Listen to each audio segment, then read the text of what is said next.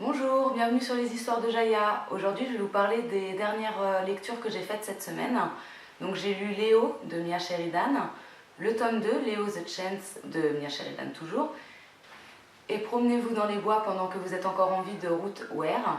Excusez-moi, mon anglais est toujours aussi pourri par rapport à la dernière fois. Donc, on va commencer avec Léo. Donc, on y découvre Evie, une jeune femme qui a grandi en famille d'accueil, qui va rencontrer donc, dans l'une des familles d'accueil Léo. Ils vont être amis, parce qu'ils sont très très jeunes, quand ils se rencontrent ils ont 10 ans.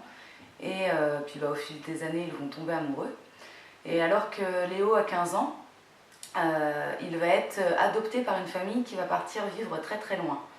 Donc il lui fait la promesse, vu qu'ils sont amoureux, de lui écrire, de rester en contact avec elle, et le jour de ses 18 ans à elle, de revenir la chercher et la sortir du coup de cette famille d'accueil. Or, rien ne se passe comme prévu. Elle n'a plus jamais de nouvelles à partir du moment où il prend l'avion. Et donc, elle refait sa vie sans lui.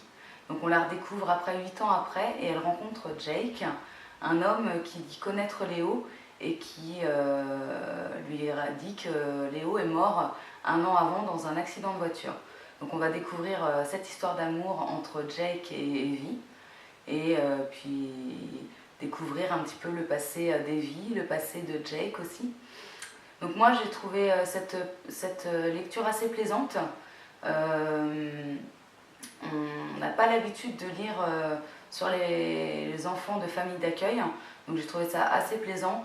Bon, après moi c'est peut-être mon petit ras-le-bol des New Romance, c'est le fait qu'elle tombe amoureuse de Jake en l'espace de 2 minutes alors qu'elle ne le connaît pas. Bon, ça commence un petit peu des fois, c'est un peu lourd.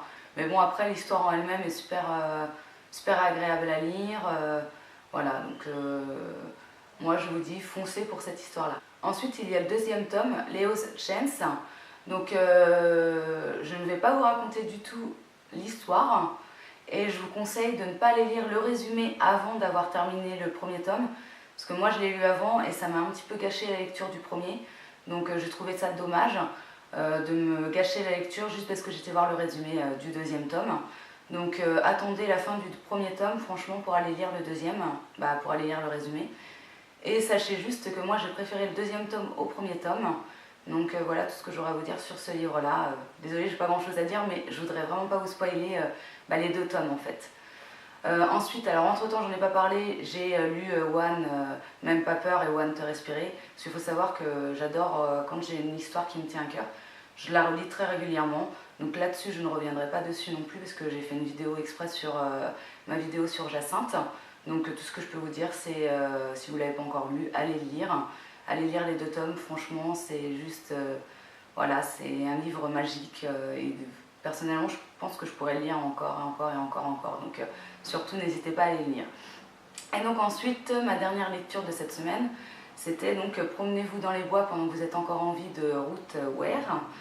Alors, on y découvre Nora, une jeune femme qui vit à Londres et qui reçoit l'invitation à un enterrement de vie de jeune fille d'une ancienne amie à elle qu'elle n'a pas vue depuis 10 ans.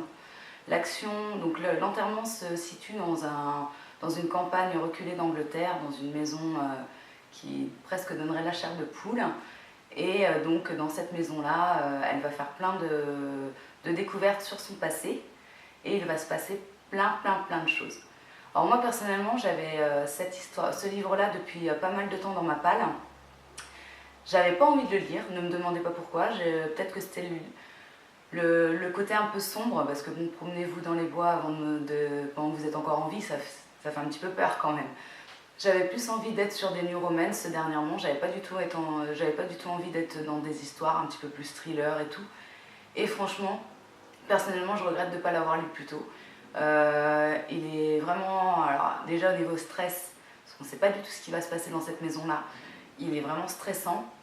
On a des retours, en fait, il y a l'histoire racontée dans des flashbacks de ce qui s'est passé dans cette maison-là.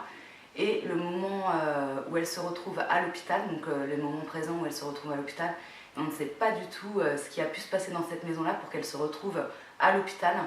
Donc très bonne lecture. Je l'ai dévoré en 2 jours encore, super vite, j'avais trop envie de savoir la fin. Donc voilà, mes petites lectures. Donc je redis, Léo's a Chance de Mia Sheridan, Les One, Même pas peur et Te respirer de Jacinthe Nitouche, et donc Promenez-vous dans les bois pendant que vous êtes encore en vie de Ruth Ware. Je vous conseille ces 5 lectures. Moi j'ai passé un bon moment à les lire, donc j'espère que si vous les lisez, vous en passerez un aussi bon moment que moi.